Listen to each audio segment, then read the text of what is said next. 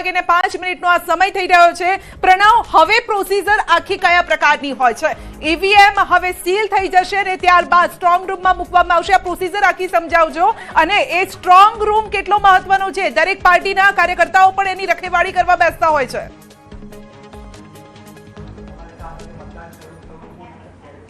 સંધ્યા, ચોક્કસ કહી શકાય કે અમદાવાદ શહેર માટે જે 48 વોર્ડ હતા તેના જે 192 પૈકી 190 બેઠકો માટે જે મતદાન હતું તે પ્રક્રિયા પૂર્ણ થઈ છે, અને અમદાવાદ શહેરના 652 જેટલા જે ઉમેદવારો છે તેનું ભાવિ છે આ ઈવીએમ બોક્સની અંદર સીલ થઈ ગયું છે। હું જે લાઈવ દ્રશ્યો બતાવી રહ્યો છું, આ મહત્વપૂર્ણ એટલા માટે છે કે જેટલા મત પડ્યા હોય છે તે અહીંના જે અધિકારી હોય છે તે એજન્ટોને આખી માહિતી આપતા હોય છે કે આખી શું અમે કેટલા મત છે પડ્યા છે તેની આખી માહિતી આપવામાં આવતી છે। ત્યારબાદ આ જે ઈવીએમ છે તે હાલ અહીં સીલ કરવાની જે પ્રક્રિયા છે તે કરવામાં આવી રહી છે। ત્યારબાદ આ તમામ જે ઈવીએમ છે તે હાલ જે કહી શકાય જે કંટ્રોલ રૂમ બનાવવાનો છે ત્યાં મોકલવામાં આવતા હોય છે।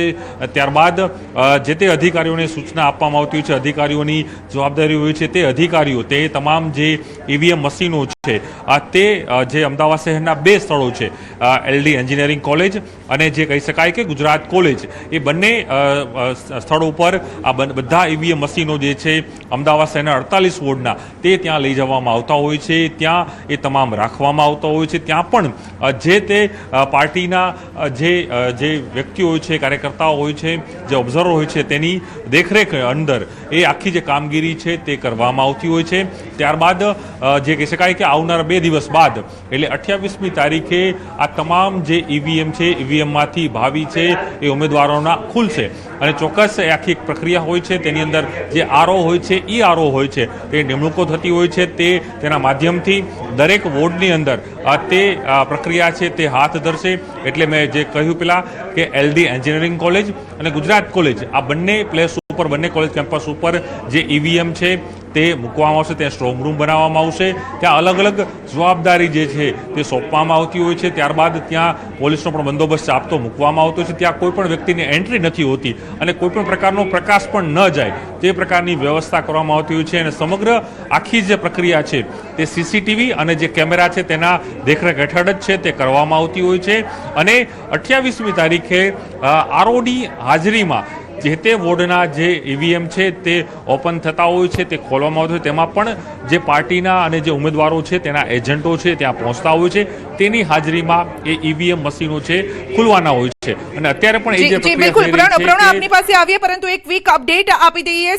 રાજ્યમાં સ્થાનિક સ્વરાજની ચૂંટણીનું મતદાન પૂર્ણ થયું છે। સરેરાશ અંદાજે 58 થી 59% મતદાનનું અનુમાન છે। 15 મનપામાં અંદાજે 49% મતદાનનું અનુમાન છે। જિલ્લા તાલુકા પંચાયતમાં 62% મતદાનનું અનુમાન છે। નગરપાલિકામાં 60% મતદાનનું અનુમાન છે। હવે મારી સાથે સંવાદદાતા મૌલિક જોડાઈ ગયા છે।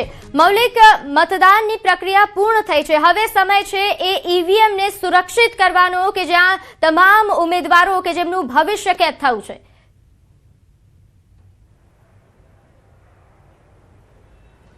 બિલકુલ પ્રીતિ, 6 વાગ્યા સુધી જે વોટિંગ કરવાનો સમય હતો તે સમાપ્ત થયો ગયો છે। હવે જે પણ વ્યક્તિ અંદર પ્રવેશ કરી ચૂક્યા હોય તે લોકોને જ માત્ર વોટિંગ કરવામાં દેવામાં આવે, અન્યથા જે કોઈ વ્યક્તિ ન હોય નાગરિક તો તેમની જે છે તે બેસી અને તેમની સામે એટલે કે એજન્ટની સામે વોટિંગ મશીન જે છે ઈવીએમ મશીન તે સીલ કરવાની કામગીરી જે છે તે શરૂઆત થઈ છે। આપ દ્રશ્યો જોઈ શકો છો કે ઉમેદવારોની હાજરીમાં વોટિંગ મશીન જે છે તે સીલ કરવાની કામગીરી અત્યારે હાલ ચાલી રહી છે।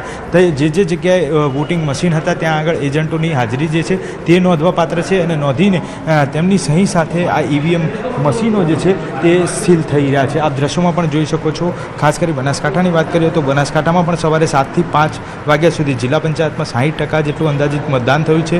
નગરપાલિકાની વાત કરીએ તો નગરપાલિકામાં ધાનેરામાં સૌથી વધુ 72% મતદાન થયું, જ્યારે તાલુકા પંચાયતની વાત કરીએ તો તાલુકા પંચાયતમાં હળાદમાં 71.82% સૌથી વધુ મતદાન નોંધાયું છે તાલુકા પંચાયતમાં, અને સૌથી ઓછું મતદાન જે છે તે 55% ધાનેરા તાલુકા પંચાયતમાં નોંધાયું હતું। અત્યારે હાલ આ તમામ જે ઉમેદવારો હતા તેમના ભાવિ જે છે તે ભાવિ સીલ થઈ રહ્યા છે। આપ દ્રશ્યોમાં પણ જોઈ શકો છો ઈવીએમ મશીન જે છે તે ઈવીએમ મશીન સીલ કરવામાં આવી રહ્યા છે।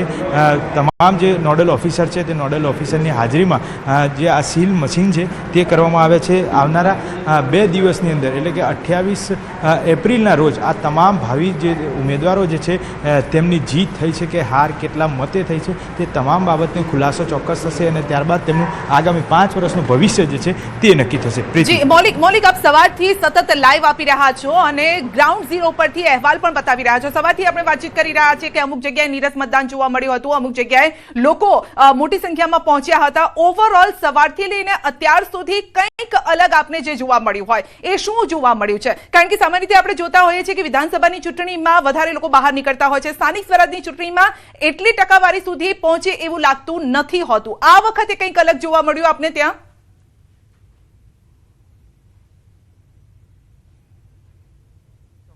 જે રીતે આજે હીટવેવની અસર જે છે તે હીટવેવની અસર મતદાન મથકો સુધી જોવા મળી હતી વહેલી સવારથી. જ્યારે 7 વાગ્યાથી મતદાન શરૂ થયું ત્યારથી લઈ માત્ર 12 વાગ્યા સુધી મતદાનની વાત કરીએ તો મતદાનમાં લગભગ 30થી 35% જે છે તે સરેરાશ મતદાન જોવા મળ્યું હતું. પરંતુ ત્યારબાદ નીરસ મતદાન એટલે કે બપોર બાદ જે હીટવેવ થયું સરેરાશ જે રીતે 43થી 45% મતદાન હોવું જોઈએ તે નીરસ મતદાન રહ્યું. સાથે સાથે ગરમીની વાત કરીએ તો ગરમીમાં પણ ટેમ્પરેચર ક્યાંક ને ક્યાંક 43 ડિગ્રી 45 ડિગ્રી સુધીનું ટેમ્પરેચર રહ્યું અને તેના જ કારણે મતદાતાઓ જે છે તે વોટિંગ કરવાની આળસ જે છે તે અનુભવતા હતા અને તેના કારણે ક્યાંક પણ એ જવાબદારી તો મૌલિક કાર્યકર્તાઓની છે ને, જે તે પાર્ટીના કાર્યકર્તાઓ પણ મતદાન બૂથ સુધી મથક સુધી લાવતા હોય છે દરેક મતદાતાઓને.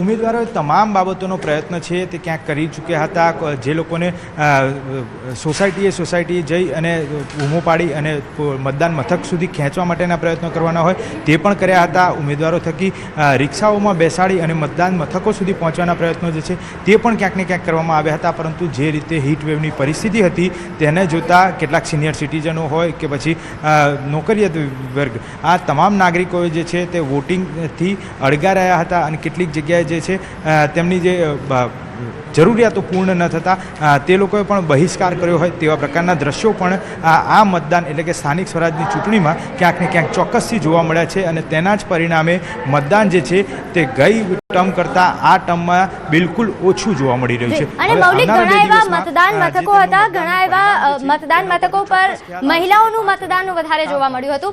વધુ વિગતો મેળવતા રહેશું આપની પાસેથી.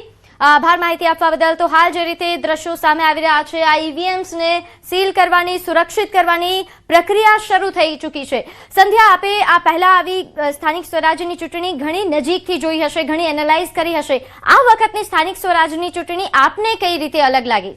જી, આ વખતે સૌથી વધારે જો અલગ મુદ્દા જોઈએ તો એક તો સૌથી પહેલા એવું જોવા મળતું હતું કે ફક્ત બીજેપી અને કોંગ્રેસ વચ્ચે આ જંગ રહેતો હતો. અપક્ષો જરૂર રહેતા હતા કારણ કે ગ્રામ્ય વિસ્તારોમાં હોય કે શહેરી વિસ્તારોમાં હોય અપક્ષોનો રાફડો ફાટતો હોય છે, પરંતુ ત્યારબાદ એ ધીમે ધીમે શાંત થઈ જતા હોય છે. એટલે અપક્ષનું એક ફેક્ટર હંમેશા જોવા મળતું હોય છે. આમ આદમી પાર્ટી પણ છેલ્લા ઘણા સમયથી સક્રિય થયેલી છે, એક એ ફેક્ટર જોવા મળ્યું છે. આ વખતે વિરોધનો બંટોળ વધારે જોવા મળે છે. જો કે એની પાછળનું એક કારણ એ પણ છે કે પહેલા સીસીટીવી કેમેરાથી વિડીયો એટલા બધા લોકો નહોતા લેતા, પરંતુ હવે એ છે કે ક્યાંય પણ જોઈએ તો કંઈ પણ માની લો કે 2 વ્યક્તિ ઊભા છે ને બોલાચાલી કરી રહ્યા છે તો એમાં વચ્ચે વાળો ત્રીજો વ્યક્તિ લઈને વિડીયો ઉતારતો હોય છે. હવે એને ખબર નથી કે આ લોકો ઝઘડે છે, મજાક કરે છે, શું કરે છે, પરંતુ હવે એ પ્રકારનું એક વાતાવરણ ઊભું થયું છે. એટલા માટે આ પ્રકારના વિડીયો પણ આપણી સમક્ષ વધારે આવી રહ્યા છે. એટલે કોઈ પ્રચારમાં ગયું હોય ને કોઈકે કીધું હોય કે અમે આ વખતે મતદાન નથી કરવાના, તમે આ રસ્તો નથી બનાવ્યો, તો એનો પણ વિડીયો ઉતારીને વાયરલ કરતા હોય છે. એટલે એક આ ફેક્ટર પણ જોવા મળ્યું છે. પરંતુ એની વચ્ચે ઘણી જગ્યાએ આપણે પણ આજે બતાવ્યું છે કે મતદાનથી અળગા રહ્યા છે ઘણા લોકો.